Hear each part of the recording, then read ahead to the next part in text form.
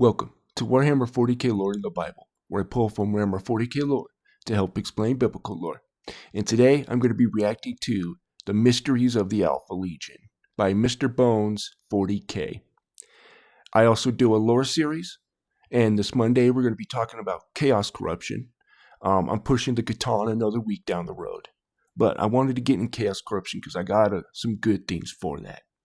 But anyways, and I also do react videos as well. So we're going to start with this, and then we'll get into the video. A Leviathan with many heads. Psalm 74, 14 and 60. Thou breakest the heads of Leviathan in pieces, and gavest him to be meat to the people inhabiting the wilderness. Thou didst cleave the fountain and flood, and thou driest up mighty rivers. The day is thine, and the night is also thine. Thou hast prepared the light and the sun. So very interesting there. So there's a Leviathan with many heads that the Bible does talk about. And I'll bring up some more scriptures down the road here. But let's get this started. Hi, I'm Arthur. Oh, wow. And this is the final part in a 20-part series I'm doing covering second founding Space Marine chapters in Order of the Legions. Do you need to have seen the other parts to understand this one? No, but it would make me happy. That's another series done and dusted, boys and ghouls. Yeah, if you want to go check his stuff out. I haven't. This is the first time I've reacted to him or seen a video of his. So you're getting my first reaction. But anyways. I'm particularly happy to have this all done, and I'm ready to make new content that you're probably all gonna goddamn hate. But hey, all things come and pass, and nothing golden can truly ever last. So I was thinking about doing some Warhammer lore. I don't know. Tell me what you guys think that if you want, some Warhammer as well, some Warhammer fantasy, because there's a lot of that's a gold mine. But anyways, I digress. I suppose it's pretty fun to just look at. And I know nothing of fantasy Warhammer, so it would be interesting. At every time I hit the 20 mark on these series, and I'm going to be at just a completely different level of YouTube content productions. I'm actually looking to upgrade my production soon, but that's neither here nor there. So the second founding chapter we are going to be discussing today is a traitor warband of the Alpha Legion known as the Alpha Legion. Are they, though? What if they're double agents? But anyways.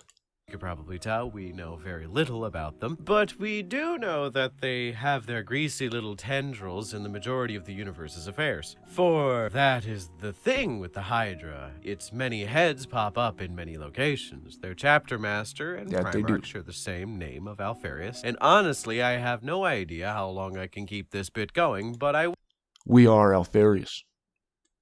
Will say it's not going to be the last time I do it. I'm just going to use this as an excuse to talk about some of Alpha Legion stuff I think is neat, because there is a lot to the Alpha Legion I wish I discussed in the first video, but I have only learned about it in the time since. They are a legion and chapter and warband, I guess, that exists in a weird spot where you can kind of infer that they know a lot more than anyone else does in the setting. So what do I mean? Well, before the Horus Heresy broke out, the Alpha Legion was approached by operatives from a multi-alien organization dedicated to the destruction of chaos, known as the Cabal. They had this super future-seeing technology that was... I know this had nothing to do with these guys, but I was thinking of doing a video on the Slith. The serpent people. Like, I've done a short on it, but I want to do a longer form video on that. And because there's some interesting stuff there. But, yeah. Anyways, I don't know what got me into the Slith there, but it was just on my mind. And by the way, I do shorts. Never mind. Of Eldar and other psychic races that were powering it to see the future perfectly. They were to contact the Alpha Legion as they were the most awakened to the idea of change and malleable of all the legions. It was revealed that the Horus Heresy was going to break out, and from it they have two choices: side with the Emperor or side with Horus, obviously. If they sided with the Emperor... There ain't no heresy here. Nothing. fought on his side during the heresy, the Emperor would be mortally wounded and put into the Golden Throne. Horus would be defeated, and chaos would feast on the dying society that was humanity for thousands of years, and it would end up destroying the whole universe. If they sided with Horus, the Emperor would die, but Horus would be so lost in his own insecurities, he would eventually burn out, killing all of. Yeah. He was definitely a daddy's boy. But, man, it's just crazy to think about how these people survived. Oh, man, that would be rough. Let me tell you what. Humanity in his rage, including himself and the gods of chaos, would be starved to death and the universe would be saved. As you could tell, some weird fucking shenanigans kinda happened here. Excuse the language, by the way. I didn't know you'd cuss, but sorry about that, but it shouldn't bother most of you. Where the Alpha Legion sided with Horus outwardly, fought for Horus, and currently are in the Chaos Marine Codex instead of the Loyalists, but for some odd reason, the Emperor ended up being sent to the Golden Throne, which is a bit of an oddity, I will say. Now, I am not certain if this is expanded upon in the Horus Heresy much later. I'm not reading the books out of. Man, this has nothing to do with this, but don't you hate, like, when you got those itches and it just keeps coming back and back and back and you just, ugh, it's frustrating. I hate those. Of order. I'm quite literally reading them one Sure you after care. another, so I'm not skipping anything to find any of the interesting bits. It's a lot, I will say, but if ever it gets expanded upon, don't worry, I have more Alpha Legion content in mind. So, what does this imply? It implies several things, some of which could be considered not true, but some of which could be considered possibly true. So, for one, the Alpha Legion are not nearly as perfect at the whole espionage thing as you'd think.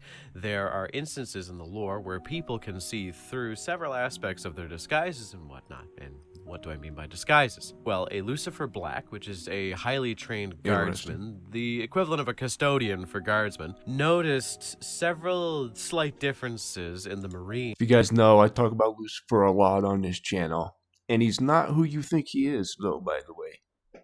Just read Isaiah 14, verse 16. But anyways. For the Alpha Legion and deduce that they weren't accidentally or incidentally there. They were intentionally placed differences, like a slight change in the eye color, difference in hair color, or just difference in facial structure, put there to confuse people who were trying to discern what the implication of the differences were. A way to look at what happened is, what if the Alpha Legion tried to do that Alpha Legion thing of infiltrating the opposition to burn them out from the inside, but they fell too deep into the cover and ended up fucking it up, leading to the worst outcome, even though they aimed for the best, and thus why they are currently in the thrall of chaos. Allegedly. You have the intentional idea where they infiltrated the traitor side while they tried to lean to the Emperor's side, winning, meaning every. Okay. Now we're going to bring up the next Leviathan. We're going to see who this deep character is. Okay. So when it talks about, it says, she lifted him up on high with her rivers. It's talking about this Assyrian character who would be the destroyer, right? That we see in Exodus, you know, the Passover story, right? But anyways, so Ezekiel 31:4, the waters made him great. The deep set him up high with her rivers, running about his plants, and sent out her little rivers into all the trees of the field. So we saw this one.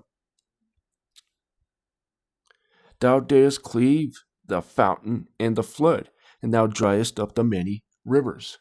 Now, there's a goddess in Norse mythology who's called Hela, or Hel, right? It's where we get the English word hell from, right? And it says that, I lost my train of thought. But anyways, oh yes, that there's a fountain there.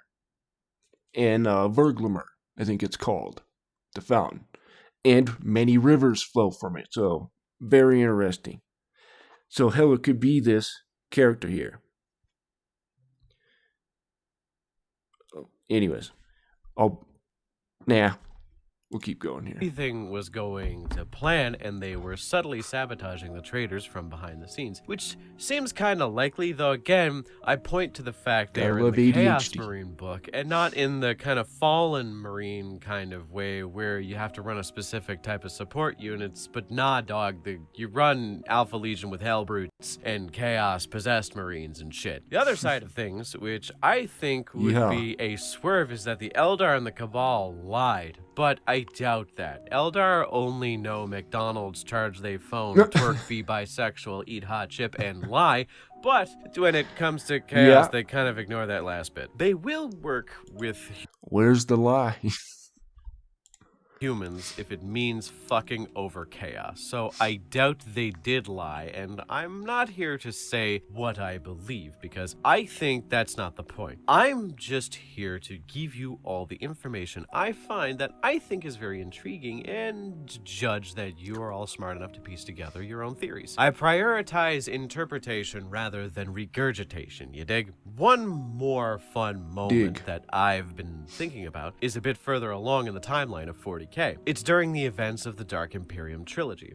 There is this character that I shit you not, your opinion is going to go back and forth about a lot if you read it. He is the militant apostolic Matthew. He is a pious man who was chosen by Gilliman to represent the best example of faith in the imperial cult. Basically just being a kind person to the people around you. Love the sinner, not the sin type beat. He bounces back and forth between being annoying, being close to getting his head fucking ripped off by Gilliman, and also being close to being the most important character in the book series. So I'll tell you what he does and why that matters to the narrative I'm pushing. But basically towards the end of Godblight, the third book in the series, he leads a small holy war style army to go and aid Gilliman's war to retake.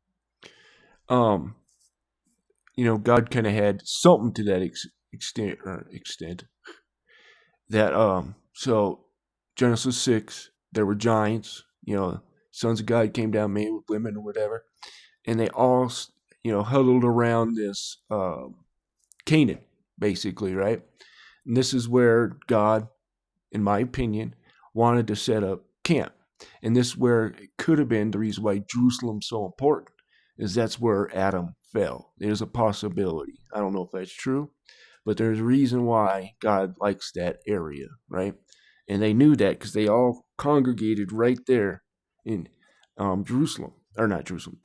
My goodness. Sorry, my brain's all jumbled today. But yeah, so that's why he went in there and take the land back, per se, right? Or at least carve out that land that he wanted. But, and these were the Genesis 6 giants and stuff like that. Not all of them, but some of them were. The fragment of Nurgle's cauldron, blow it up, and save the planet of Iax, as well as the greater Ultramar. To spoil something, but not spoil too much, he ends up being a living saint that ends up saving the day in the end of the book in a very grand way. But here's the bit I think about a lot in the first book, I believe, when you are introduced to Matthew and his proclivities. He was said to have been accompanied by a servo skull, that is the skull of his teacher and mentor. She ended up dying in a Chaos Marine raid by who could have guessed it, the fucking Alpha Legion. The Alpha Legion were raiding this humble planet and interrogating / murdering every priest they found until they got to Matthew and just let him go with a message to Gilliman, which is pretty fucking suspect if you ask me. I think about this plot point a lot, to the point where no matter what happened in the story of this trilogy, I couldn't help but think the entire time that this was just some work by the Alpha Legion to get something done, which it's still never fully confirmed that it was by the end of that series. It might be in another book, but I have no idea. It's insane to think about that. I don't think any... I wish I had the money to get all these books, man. I wish I went to college and, didn't have to. Anyways, I'm sure you guys want to hear about that, right? other lore tuber has ever discussed the implications of this. Maybe I'm right, maybe I'm wrong. Because it implies that either the Alpha Legion wanted to fuck over the Death Guard or wanted to support the Ultramarines, or maybe both. They are kind of confusing like that. And as a whole, in the modern day... Hey, that's the way to play both sides, I guess, you know? I don't know, it's hard to say what that would be, you know, if they're for the Ultramarines. I don't know, man. It's crazy, you know, because they do things that makes you think they are a traitor legion, and then the next they're doing things that helps kind of, you know, the Imperium in some way or form or something. You know. Anyways, I digress. The warband of the Alpha Legion is just significantly more confusing than other warbands by a not insignificant factor. But I think it suits them well, and I kind of wish I can see more of this psyop garbage from time to time. Hell, it might not even be anything, and they are like the Alpha Legion from Dawn of War, where there isn't really any difference between them and any other Chaos Warband, but I choose to believe that they were puppeting Matthew through all of these insane events because they all could probably see the future, maybe because of the Cabal, and maybe it was just a greater good situation where they could totally just see him accomplishing some major goal that, although not entirely obvious right now, it would lead to benefit the Alpha Legion in the end. It makes you wonder, right? Also, read the Dark Imperium trilogy. It's actually really good. That was the Alpha Legion, Successors of the Alpha Legion, and another 20-part series done and dusted. What do you guys think about the Alpha Legion, and what is your favorite chapter of Space Marines that I covered on this 20-part series? So, if you guys know, you've been on this channel, I'm a Salamander guy. But I would have to say the Death Guard are probably my favorite Chaos. I just like the way they look. Basically it. And I do like the story of Mortarion. So, but anyways, real quick, I want to bring this up. Genesis 1:2. So now we know who the deep is, right? So Genesis 1:2. And the earth was without form and void, and darkness was upon the face of the deep. And the Spirit of God moved upon the face of the waters. This deep here is that character, Leviathan. And what's interesting with Hela, half her face is darkened. When you see depictions of her, half her face is darkened. That or deathly. So, and that's going to come up with the chaos corruption as well. We'll get into some verses that talk about this darkness that takes over. But anyways, guys, I want to thank everybody who liked the video. If you disliked the video, thank you for at least giving me a chance. Also, if you're looking for a jitterless energy drink, please check out Dubby. These guys here, they have some Crunchyroll licensed flavors. If you want to check those out as well, this tastes like Skittles, and s'mores is my favorite. But anyways, check out the discount link in the description, and you'll get 10% off, and you'll be helping out the channel. But anyways, guys, have a wonderful day.